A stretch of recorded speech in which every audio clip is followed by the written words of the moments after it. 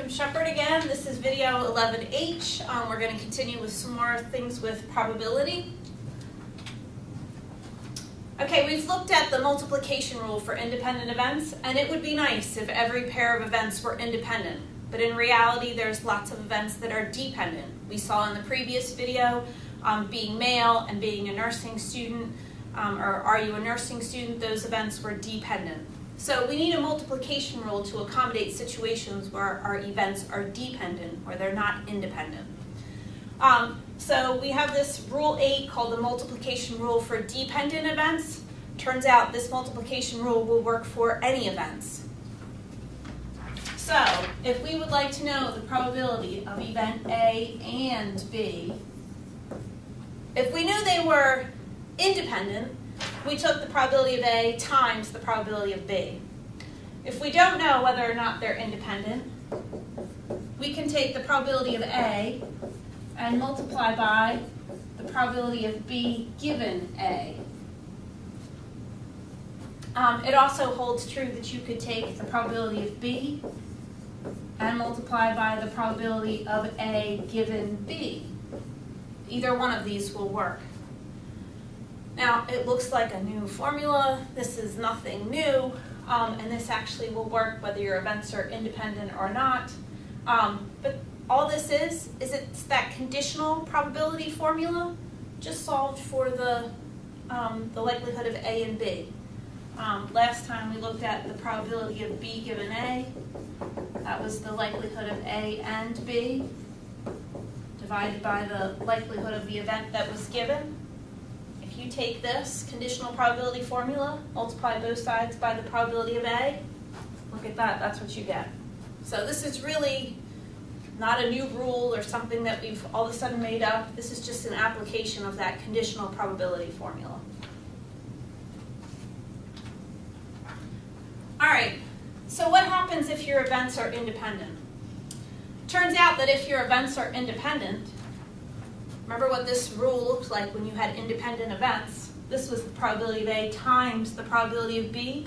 So when your events are independent, this conditional probability right here, it doesn't matter whether or not A happened. It's independent of A. The probability of B given A will just be the probability of B. So let's write that down.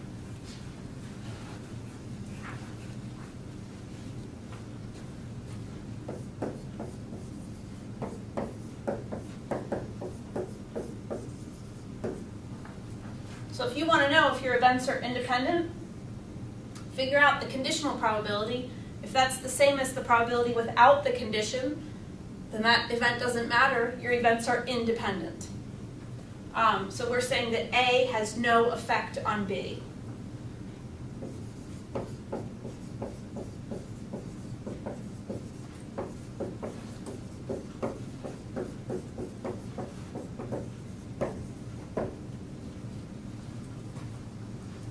Likewise, it would be true if we looked at the conditional probability of A given B, that condition of B wouldn't matter. This would be the same as the probability of A. So either one of these are going to work. This sentence here really goes with the top one. All right, so we've looked at independent events. Let's also not forget about disjoint events. Sometimes students like to confuse the two. So let's review that. Remember, your events A and B are disjoint if they both can't happen at the same time. If they both can't happen at the same time, then the likelihood of A and B happening is 0.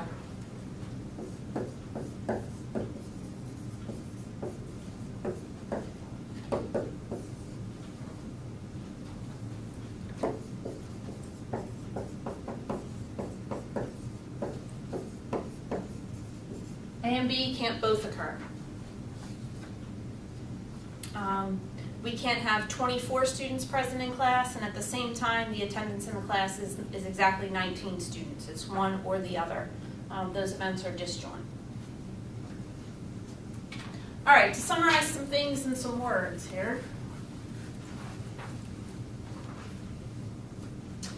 Events are blank if the occurrence of one event, let's say, does not change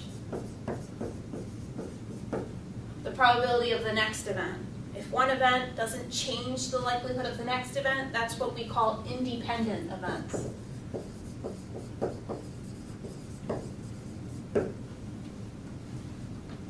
All right, second bullet, events are called what? If the two events cannot occur at the same time, they're called disjoint. Sometimes you might see the word mutually exclusive. All right, the third bullet, disjoint events, can they be independent or can't they be independent? If we know that event A occurs, if you have disjoint events and you know that A has occurred, if they're disjoint, then it's guaranteed if A happened, then B cannot happen.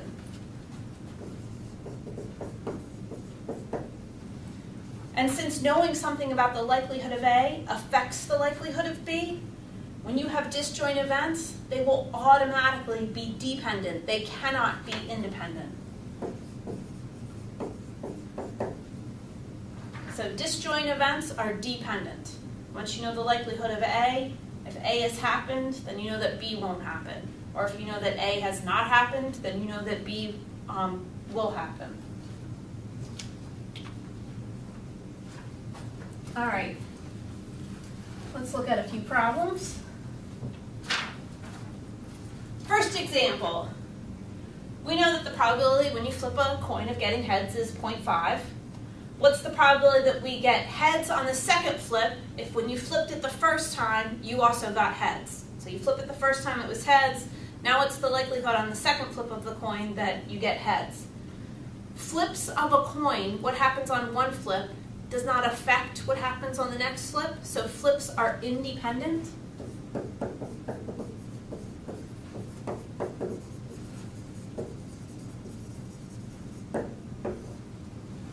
And so the probability of getting heads on that second flip, given that you got heads on the first flip, when they're independent, that condition doesn't matter. This is the same thing as just getting heads on the second flip. And the likelihood of getting heads on any flip of the coin is 50% or 0.50. All right, next example.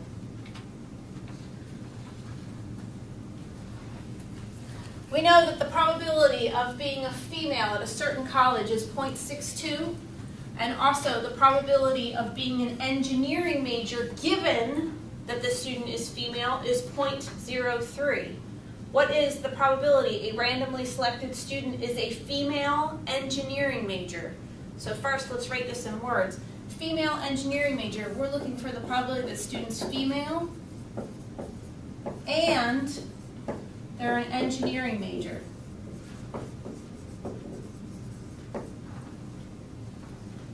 And, when you see and, we'd like to use multiplication. Not too sure if these things are independent. They're probably dependent. But when we're not sure, we have to make sure we use this multiplication rule that works for independent or dependent events. So this was the probability of being female, since I know that one, times the probability of being an engineering major given that you're a female.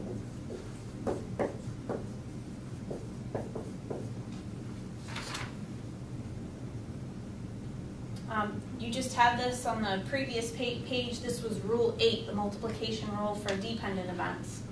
So if we put this into practice here, the likelihood of being female was 0.062, and if we multiply that by the conditional probability of being an engineering major given you're female, we'll get the likelihood that a student is female and an engineering student to be about 0.0186. So again, when you see and, think multiplication. And you weren't told that your events were independent, so you had to use that general multiplication rule. All right, a couple more. All right, you can either walk or take the bus to class. The probability of being late to class, if I know that you took the bus, is 0.35. The probability of being late to class, not knowing anything here, is just 0.20. Our mode of transportation and whether or not you're late, are they independent or dependent? Again, that test for independent events, we just looked at this. It said that they're independent if the probability of B given A, if that was just the probability of B, if that condition did not matter. If we look at this one, the probability that you're late if you took the bus was 0.35. Is that the same as the likelihood of just being late when I don't know anything about what mode of transportation you took? And the answer is no, they're not the same, right? If you ride the bus, that increases your chances of being late. That affects the probability. So these events are dependent.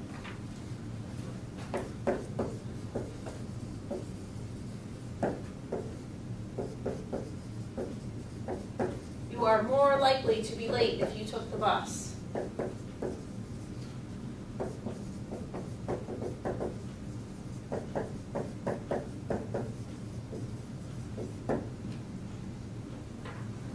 If both of these were the same, then they would be independent, but they're not, so these events are dependent. All right, last one. Same problem as from above.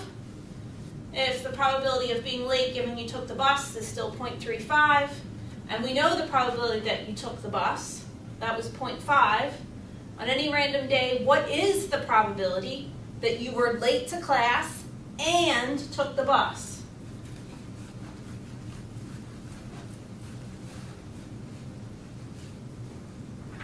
What's the probability that you were late and you took the bus? All right, hopefully now when you see that word and, you think, oh, I need to multiply.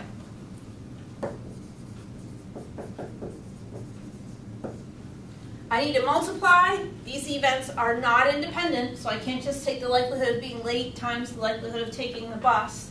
I need to look at a conditional probability. So I'm going to look at the likelihood of being late given I took the bus and multiply by the likelihood of taking the bus. And again, both of these are given. So the likelihood of being late given you took the bus was 0.35. The likelihood of taking the bus was 0.50. And so the likelihood of being late and taking the bus, 0.175. So again, when you see and, think multiply. Make sure you get that multiplication rule correct. If you have this as the conditional probability, the probability that's over here by itself has to be the one that was in the condition here. I can't multiply this by the probability of being late. That wouldn't make any sense. So make sure that you've got a conditional here and you're multiplying it by the one that is in the condition in that first probability. All right, that's it for video H. See you in class.